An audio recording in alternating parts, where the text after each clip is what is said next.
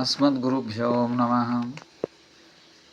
ప్రియ భగవద్బంధువులారా, ఈరోజు 15వ పాసురం తిరుప్పావలోని 15వ రోజు అనుసంధానం చేసుకోబోతున్నాం.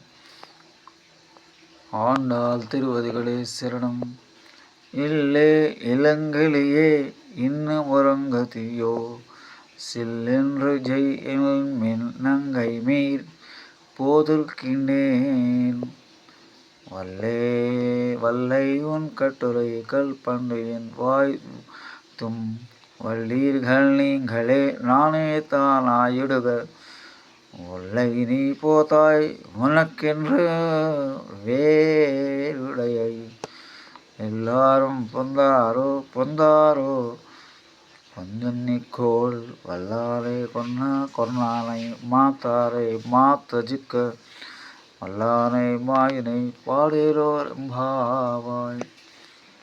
ఈనాటి గోపిక బయట గోపికలు పాడుతున్న పాట విని వాళ్ళు ఎంతటి అదృష్టవంతులని ఆనందంతో పొంగిపోతూ ఆమె కూడా వాళ్ళ కంఠంతో తన కంఠం కలపాలనుకుంటూ మెల్లగా పాడుతుంది. బయట గోపికలు ఆమె గొంతు విన్నారు. ఆమెను వాళ్ళంతా గట్టిగా ఓ లేత చిలుక, ఇంకా పడుకునే ఉన్నావా? లోపల గోపిక తాను అనుభవిస్తున్న భగవదానుభవానికి ఆటంకం కలుగుతుందని భావించి బయట ఉన్న గోపికలతో గట్టిగా అరవకండేనే అన్నది. వాళ్ళు ఆమె మాటకు మాట బదులు చెప్తున్నారు. నిజంగా ఈమెకు భక్తి కుదిరి భగవదానుభవం ఉంటే మన మాటలకు ఆమె మనస్సు చెదిరిపోకూడదు. తుల్య నిందాస్తుతి మౌని, తుల్య నిందాస్తుతి మౌని అని అంటారు కదా. ఇతరులు మనం పొగిడిన నిందించిన మారు మాట్లాడకుండా ఉండాలి. ఎందుకంటే అవి రెండూ మనకు సంబంధించినవి కావు. రెండూ భగవంతుని అనుగ్రహమే కదా అని భావించాలి. సాధకుడికి ఆ స్థితి రావాలి. ఇక్కడ ఆ గోపిక మాట్లాడిన మాట తన మనసు ఉద్దేశించి తప్ప బయట గోపికల మాటలు తనకు ఇబ్బంది కలిగిస్తున్నాయని కాదు. అందుకని ఆమె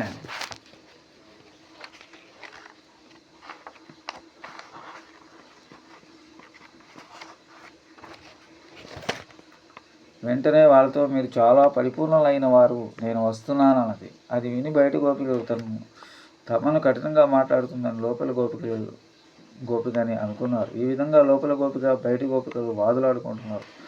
వాదన చేయటం వల్ల హృదయంలో కలిగే భగవదానుభవం తగ్గిపోతుంది. అందువల్ల సాధకుడు ఎప్పుడు ఎవరితోనూ వాదన చేయకూడదు. కానీ వాదులాడుకుంటున్నారు గోపికలు. చివరకు నువ్వు త్వరగా బయటకు వచ్చి అందరూ ఉన్నామో లేదో చూసి ముట్టుకొని లెక్క పెట్టని అన్నారు బయట గోపికలు.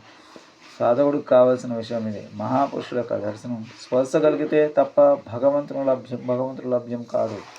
అందుకే మహాత్ములు చూడాలి, వారి స్పర్శ లభించడం కోరుకోవాలి. పూర్వం కృష్ణుడు కంసుల దగ్గరికి వెళ్ళినప్పుడు కూలయ పీడనం అనే ఏనుగును సంహరించాడు. ఆ ఏనుగే మనలో ఉండే అహంకారం.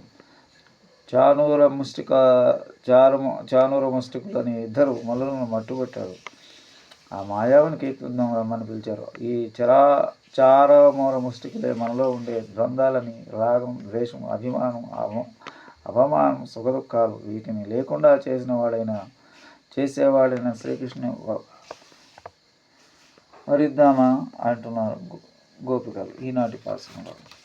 కర్కటే పూర్వపాల్గొన్యం తులసి కారణోద్భవం పాండే విశ్వాంబరాం గోదాం వందే శ్రీరంగనాయకం స్వచ్ఛిష్టమాలికా గంధబంధరజిష్ణవే విష్ణుచిత్తనూజాయ గోదాయే నిత్యమంగళం మాతృశాకం చిత్రాణబద్ధకం గణపాణయే విష్ణుచిత్తనూజాయ గోదాయే నిత్యమంగళం శ్రీమద్విష్ణుచిత్తారే మనోనందనహేతే నందనందన సుందర్యై గోదాయే నిత్యమంగళం.